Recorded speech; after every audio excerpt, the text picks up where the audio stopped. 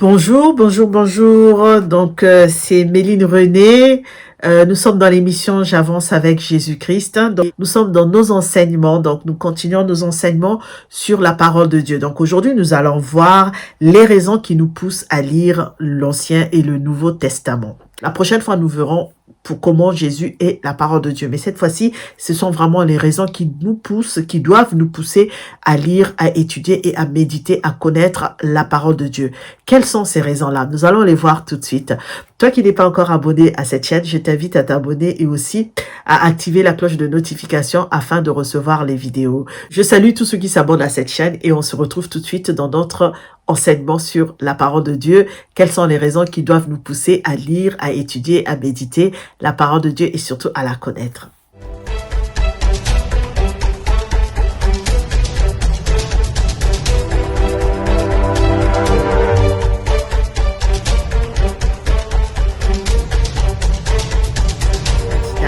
Ce n'est pas la matinale, ce sont les enseignements. Donc, nous continuons notre enseignement sur la parole de Dieu.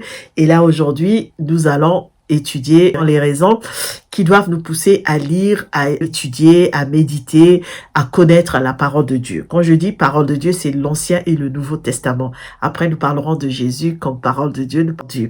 Qu'est-ce que la parole de Dieu? La parole de Dieu, c'est la pensée de Dieu. Ce que Dieu véhicule pour nous. Dieu a parlé aux hommes afin de nous véhiculer sa parole. Donc la parole de Dieu, elle devient quoi? Elle devient la prédication, elle devient les enseignements, elle devient les enseignements religieux. Alors, lorsqu'on dit, par exemple, prêcher la parole de Dieu, ça veut dire prêcher la parole de l'évangile, ça veut dire prêcher le message que Dieu a véhiculé pour nous, parce que Dieu voulait nous faire connaître certaines choses. Voilà pourquoi il a parlé aux uns et aux autres pour que sa parole puisse nous parvenir. La parole de Dieu devient donc aussi le contenu de la révélation divine. Ce que nous disons dans la Bible contient la parole de Dieu et la Bible est la parole de Dieu. Là, en même temps, la Bible, c'est la parole de Dieu parce que c'est Dieu qui parle, mais quand on voit la Bible comme étant un ouvrage, elle contient la parole de Dieu. Donc, c'est le contenu de la révélation de Dieu, de la révélation divine. Elle est contenue dans l'Ancien et dans le Nouveau Testament. Donc, souvent dans le Nouveau Testament, on dit les évangiles et autres, mais c'est sous l'inspiration divine, l'inspiration du Saint-Esprit. Ici, la parole de Dieu, c'est le message divin. Et quand nous lisons dans Luc 11, verset 28, la parole nous dit « Heureux plutôt ceux qui écoutent la parole de Dieu et qui y obéissent. » Donc, ceux qui écoutent la parole de Dieu et qui obéissent à la parole de Dieu sont heureux. Ce sont les élus. Donc, heureux ceux qui écoutent la parole de Dieu et qui obéissent. Donc, ça veut simplement dire que nous devons écouter la parole de Dieu, mais ça ne doit pas s'arrêter seulement là. Nous devons aussi obéir à la parole de Dieu. Donc, ça devient le message divin. Et ce message-là, souvent, quand les prophètes parlaient, soit ils disaient, Jéhovah a parlé, Jéhovah m'a dit, Dieu m'a dit, et Samuel dira même, arrête-toi, j'ai quelque chose à t'annoncer de la part de Dieu. Donc les prophètes, quand ils parlaient, ils disaient qu'ils venaient de la part de Dieu, qu'ils nous parlaient de la part de Dieu. Jéhovah a dit, Dieu a annoncé. Ce que nous lisons dans 2 Timothée 3, versets 16 à 17, « Car toute écriture est inspirée de Dieu et utile pour enseigner, réfuter, redresser et apprendre à mener une vie conforme à la volonté de Dieu. Ainsi, tout homme de Dieu se trouve parfaitement préparé et équipé pour accomplir toute œuvre bonne. » Qu'est-ce que ça veut dire? Alléluia. Ici, on nous dit que toute écriture est inspirée de Dieu. Toute écriture vient de Dieu. C'est Dieu qui inspire, alléluia. C'est Dieu qui insuffle. La parole de Dieu est insufflée par Dieu. Cela signifie que c'est Dieu qui génère la parole de Dieu. La parole de Dieu est générée par Dieu. La Bible a été générée par Dieu. C'est Dieu qui nous a envoyé sa parole. Nous, on peut dire que la Bible est la parole de Dieu. Ce que j'ai dit tout à l'heure en amont, la Bible devient la parole de Dieu. Si nous analysons 2 Timothée 3 que nous avons lu, elle nous dit que la parole de Dieu est utile pour nous enseigner, pour nous réprimander, pour l'instruction et la justice. Il y a plusieurs éléments qui caractérisent la parole de Dieu. Lorsque nous prenons le verset de 2 Timothée 3 que nous venons de lire, Et qu'est-ce que représente la parole de Dieu pour toi? Qu'est-ce qu'elle doit représenter pour nous, la parole de Dieu? Le Nouveau Testament a été écrit bien après. Donc, l'Ancien Testament est aussi important que le Nouveau Testament, puisque c'est la parole que Jésus connaissait. C'est la Bible, entre guillemets, la parole de Dieu que Jésus connaissait, c'est celle-là, c'est celle de l'Ancien Testament. Voilà pourquoi il est important de lire et l'Ancien Testament ainsi que le Nouveau Testament. Parce qu'il y a une continuité de l'Ancien Testament dans le Nouveau Testament. Jésus ne vient pas abolir l'Ancien Testament. À aucun moment, Jésus n'est venu abolir l'Ancien Testament. Il est venu accomplir l'Ancien Testament. Et c'est l'Ancien Testament qui disait qu'il connaissait, la parole que lui connaissait de Dieu, c'était dans tout ce qui avait été véhiculé pendant très longtemps. Donc, ce que nous lisons dans l'Ancien Testament, c'est ce que Jésus connaissait. Pour connaître et pour comprendre et pour saisir vraiment les évangiles de Jésus-Christ, il faut d'abord comprendre l'Ancien Testament. Voilà pourquoi je disais tout à l'heure que Jésus-Christ n'est pas venu abolir l'Ancien Testament, il est venu l'accomplir. Et c'est donc pour que tu comprennes vraiment les évangiles, il faut d'abord que tu puisses comprendre l'Ancien Testament. Donc il est bon que tu puisses lire l'Ancien Testament, que tu puisses connaître l'Ancien Testament. C'est bon pour toi, c'est bon pour nous tous. Alors, si nous définissons maintenant la parole de Dieu, comment allons-nous définir la parole de Dieu? Nous avons vu au début un enseignement sur la parole de Dieu, parole vivante. Mais là, aujourd'hui, nous allons définir qu'est-ce que la parole de Dieu. La parole de Dieu, c'est quoi? Qu'est-ce que Dieu pense de sa parole déjà? Parce qu'on peut dire aussi que la parole de Dieu, c'est ce que Dieu a placé au plus haut niveau. C'est ce que Dieu a magnifié. Donc, qu'est-ce que Dieu nous dit dans sa parole, bien sûr? Qu'est-ce que Dieu nous dit concernant sa parole? Si nous lisons dans le psaume 138, verset 2, car ta renommée s'est accrue par l'accomplissement de tes promesses. Certaines versions, il est dit, car tu as accompli au-delà de ce que tu as promis. Tu as accompli au-delà de ce que tu as promis. Dieu a accompli au-delà de ce qu'il a promis. Qu'est-ce que Dieu pense de sa parole? Selon ce passage, Dieu a placé, mais vraiment très haut, sa parole, qu'il a magnifié sa parole au-dessus de tout. Au-dessus de tout, Dieu a placé sa parole. Au-dessus de tout, Dieu a magnifié sa parole. Cela veut dire que toi et moi, nous devons connaître la valeur, l'importance de la parole de Dieu. Au-dessus de tout, il n'y a rien, il n'y a que sa parole. C'est-à-dire, Dieu a placé vraiment à un point élevé sa parole. Sa parole est précieuse. Il n'y a rien de plus précieux que sa parole. Il n'y a rien, mais vraiment rien de plus précieux que la parole de Dieu. Voilà pourquoi Dieu a magnifié sa parole. Donc toi et moi, parce que nous voulons définir ce que c'est que la parole de Dieu, avant de la définir, nous devons d'abord comprendre qu'est-ce que Dieu pense de sa parole. Voilà. Ce que pense Dieu de sa parole, c'est que la parole de Dieu est placée au-dessus de tout. Et une fois que tu as compris cela, tu ne peux que aimer la parole de Dieu. Une fois que tu as compris cela, tu ne peux que adorer la parole de Dieu. Une fois que tu as compris cela, tu dois comprendre, méditer, lire, connaître la parole de Dieu. Parce que c'est ce que Dieu a placé au plus haut niveau. C'est sa parole. Sa parole est vérité. Sa parole est une lampe à nos pieds. Sa parole nous conduit. Sa parole, elle est vivante. Elle est tranchante comme une épée à double tranchant. Sa parole est tout. Donc, une fois que tu as compris cela, sache que Dieu a magnifié sa parole. Nous pouvons aussi dire que la parole de Dieu, c'est la parole de vérité. La parole de Dieu, c'est la vérité. Puisque nous voulons définir, nous allons y aller franco. Et lorsque nous lisons dans Jean 17, verset 14, « Je leur ai donné ta parole, consacre-les par la vérité. Ta parole est vérité. » Et même Ponce Pilate posait la question de savoir qu'est-ce que la vérité? Qu'est-ce que la vérité? Mais ici, la parole de Dieu, c'est la vérité. La Bible étant la parole de Dieu, du seul Dieu véritable, donc elle constitue la vérité. Elle constitue la vérité sur laquelle, toi, tu dois fonder ta vie. Nous devons tous fonder nos vies sans aucune crainte. Il n'y a pas de crainte à avoir puisque la parole de Dieu est vérité. Donc, tu dois fonder ta vie. Tu dois vraiment faire en sorte que ta vie soit basée sur la parole de Dieu. Parce qu'elle est vérité. Elle ne ment pas. Elle ne triche pas. Et Jésus nous dira, je suis le chemin, la vérité et la vie. Jean 14, verset 6. Je suis le chemin, la vérité et la vie. Et la vérité reste la vérité. Vous ne pouvez pas la changer, vous ne pouvez pas la modifier. Quand c'est la vérité, c'est la vérité. On ne peut pas la modifier, on ne peut pas l'alterner, on ne peut rien faire. Ou soit tu l'acceptes, ou soit tu la rejettes, mais c'est comme ça, tu ne peux pas la modifier, tu ne peux pas la changer. Elle reste la vérité, elle reste vérité. À la différence du mensonge.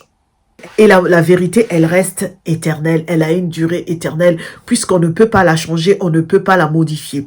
Et si nous allons dans 1 Pierre 1, verset 23, la parole de Dieu déclare: « Car vous êtes nés à une vie nouvelle, non d'un homme mortel, mais d'une semence immortelle, la parole vivante et éternelle de Dieu. » Et plus loin, au verset 25, il est dit, mais la parole de Dieu demeure éternellement. Donc la parole de Dieu, elle est vraie, elle demeure éternellement, elle ne change pas. Elle ne peut pas être modifiée. Ce n'est pas un mensonge, c'est pas que mais la parole de Dieu a une durée éternelle, elle ne change pas, on ne peut pas la modifier. C'est une parole vivante, c'est une parole permanente, c'est une parole qui demeure éternellement, comme nous l'avons lu dans 1 Pierre 1, verset 25. D'être remis à l'ordre du jour, au goût du jour. Et pour cela, nous allons finir toujours en lisant Jacques 1, verset 17. Tout cadeau de valeur, tout don parfait nous vient d'en haut du Père, qui est toute lumière, et en qui il n'y a ni changement ni ombre due à des variations. Elle ne change pas. Il n'y a pas de changement, il n'y a pas de variation.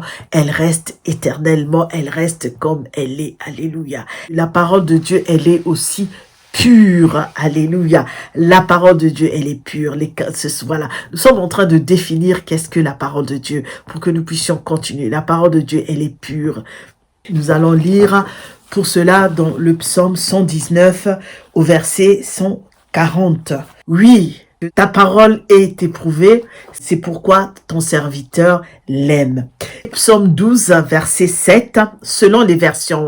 Il y a des versions, c'est le verset 6, et dans d'autres versions, c'est le verset 7. Dans la Bible que je vais lire, c'est le verset 7. Il est dit, « Les paroles du Seigneur sont des paroles pures.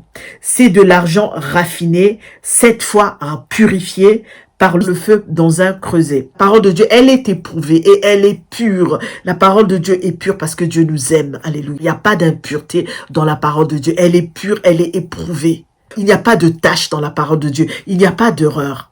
Que la parole de Dieu est pure. Mais c'est David qui parle, l'homme selon le cœur de Dieu, c'est lui qui parle. Et quand il nous parle, il nous dit, il ne s'arrête pas au point de dire que la parole de Dieu est pure. Il la compare à de l'argent qui est raffiné, à 7 fois purifié. Donc c'est-à-dire, elle est pure, mais vraiment pure. C'est pour nous montrer vraiment ici la pureté de la parole de Dieu. Tu dois le comprendre, la parole de Dieu. Pourquoi tu dois aimer la parole de Dieu? Pourquoi tu dois lire la parole de Dieu? Pourquoi tu dois méditer la parole de Dieu? Parce que c'est une parole qui a été purifiée. C'est une parole qui a été 7 fois purifiée. Alléluia. Essaye de comprendre la pureté de cette parole-là. Et on dit, c'est pourquoi nous l'aimons. C'est pourquoi tu dois aimer la parole de Dieu, parce qu'elle est pure. Dans le feu d'un creuset. Elle est parfaite. La parole de Dieu, elle est parfaite, elle est précise. Vraiment les qualités de Dieu qui est pur lui-même, qui est la perfection même. Le 4e point, qu'est-ce que nous allons dire? Qu'est-ce que la parole de Dieu? La parole de Dieu, c'est une nourriture nécessaire pour toi et moi.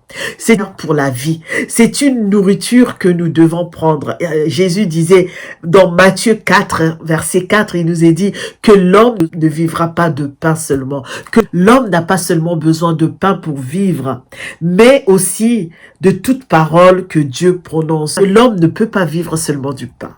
On dit pas que tu ne vivras pas de pain.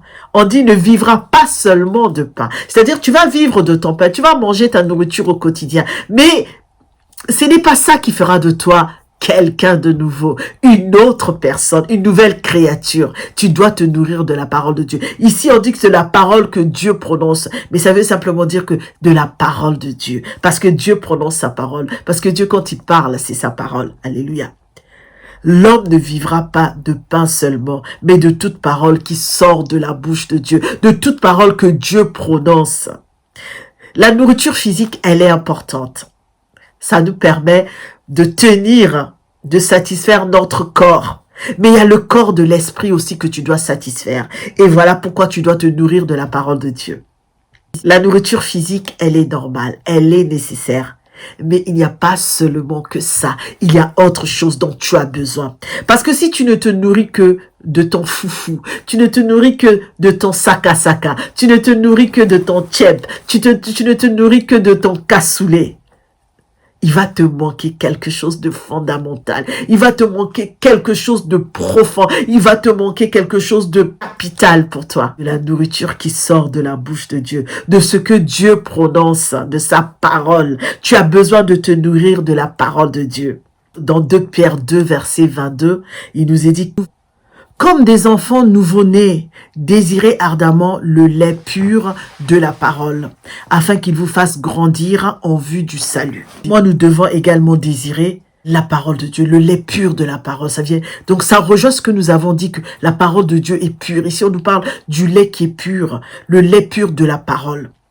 Nous passons au 5e point. La parole de Dieu, c'est une source de jouissance également. On se réjouit lorsqu'on lit la parole de Dieu. Je fais ma joie de ta parole comme celui qui trouve un grand trésor. Sinon, dans une autre version, il est écrit: je me réjouis de ta parole comme celui qui trouve un grand butin. Psaume 119, verset 14. J'ai plus de joie à suivre tes préceptes qu'à posséder tous les trésors.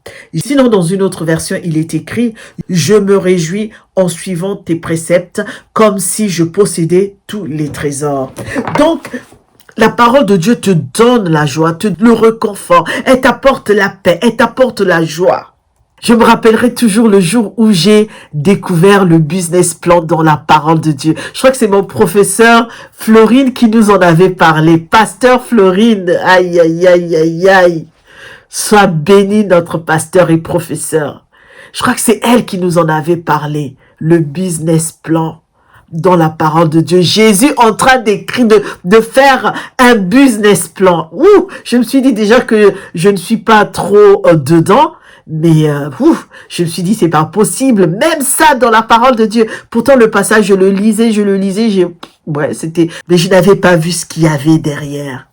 Et lorsque mon professeur, le pasteur Florine, je ne sais plus dans quel cours on était, qu'elle nous dispensait, le cours qu'elle nous donnait, ce jour-là, quand elle nous en a parlé, je me suis dit, waouh, quand j'ai fini mon cours, j'ai couru, j'ai pris ma Bible, j'ai lu.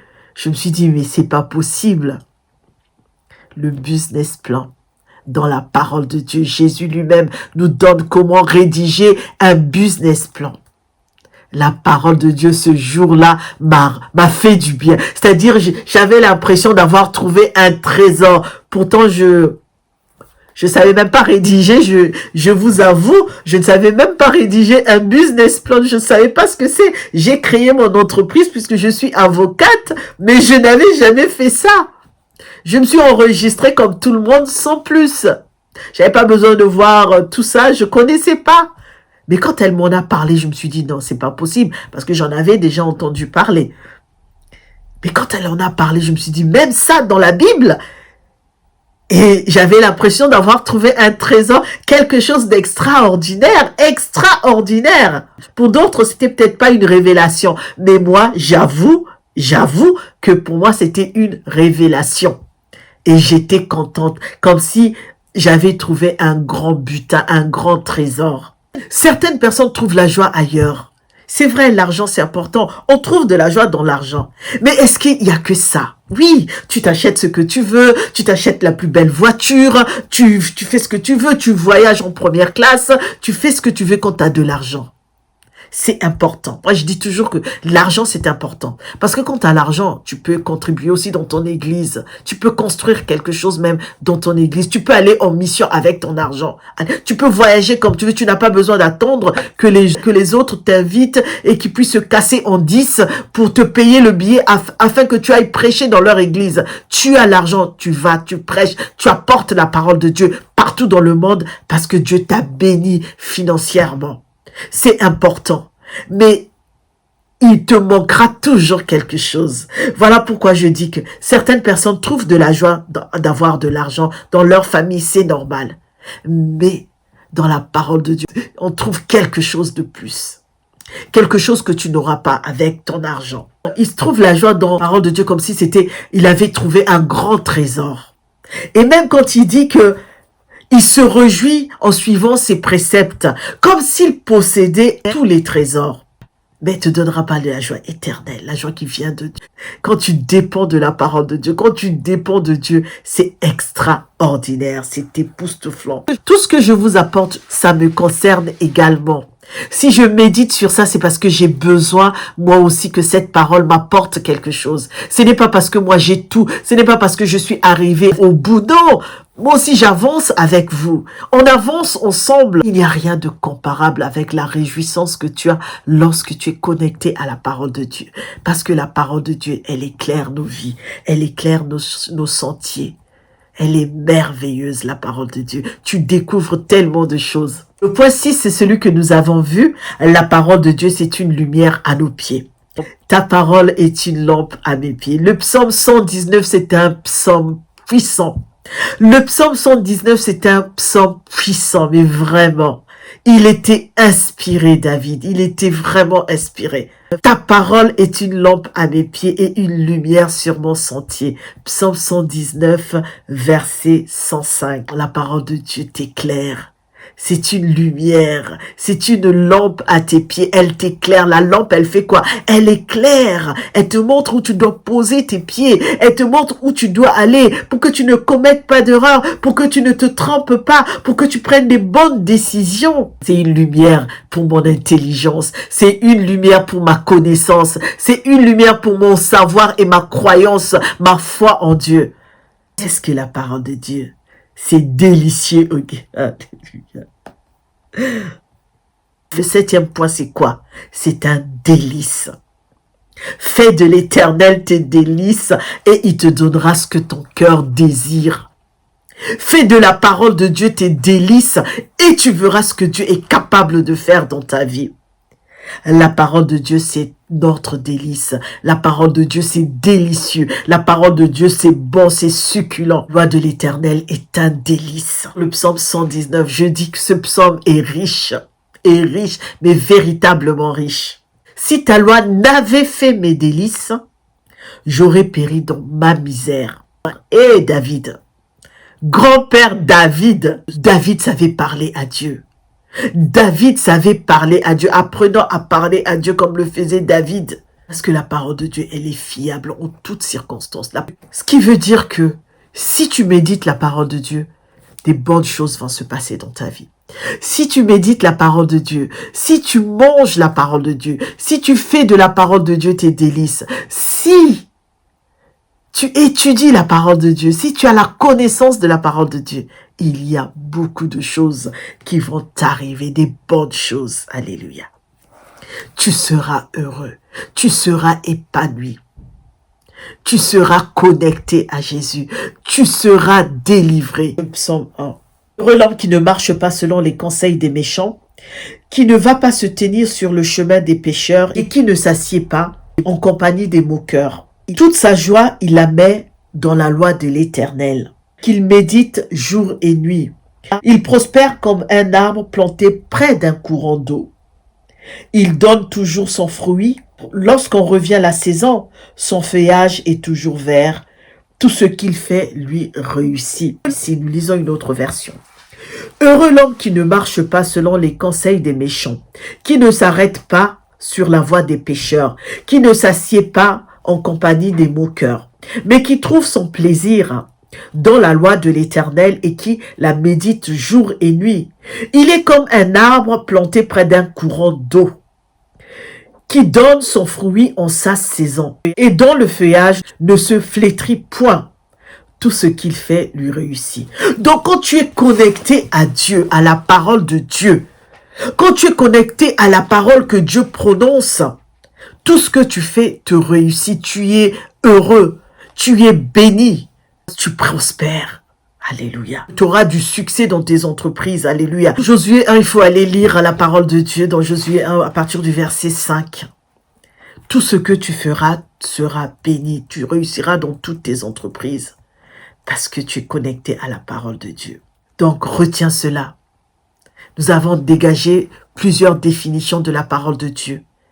Mais la conclusion est que La parole de Dieu te fait du bien, te rend heureux. C'est une nourriture, tu en as besoin. Parce que la parole de Dieu, elle est vérité, elle est pure. Elle te fait du bien, elle te bénit. Tu te réjouis dans la parole de Dieu. Nous sommes à la fin de notre enseignement sur la parole de Dieu. Pourquoi devrions-nous lire la parole de Dieu? C'est le titre aujourd'hui, c'était quelles sont les raisons qui doivent nous pousser à lire, à méditer, à comprendre, à connaître la parole de Dieu. Quand je dis parole de Dieu, c'est l'Ancien et le Nouveau Testament.